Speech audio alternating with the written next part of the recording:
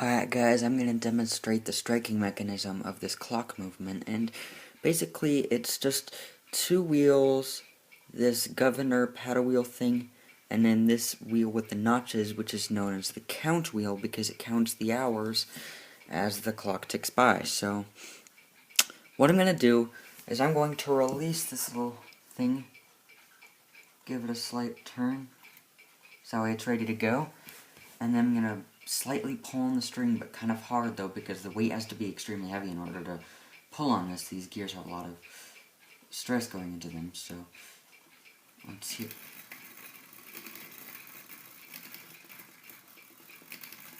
It usually goes faster than this, but because it's hard to pull on it,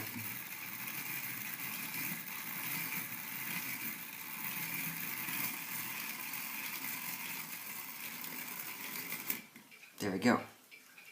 Awesome. Alright, let's have a look at this clock movement. First I gotta remove these planks of wood. It's just these marble tracks, and I attached a piece of double-sided tape. Same thing on this piece. And there's the movement. As you can see, the rope here is really long, and what I like to do is just, see, there's a ratchet wheel in there. See it right there?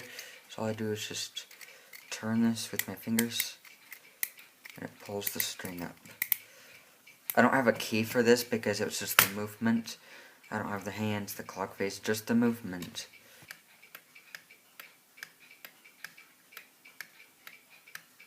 Alright guys, thank you for watching. If you want to see more clock videos like these, hit that subscribe button down below, leave some comments, like this video, and I'll catch you guys next time. Bye-bye.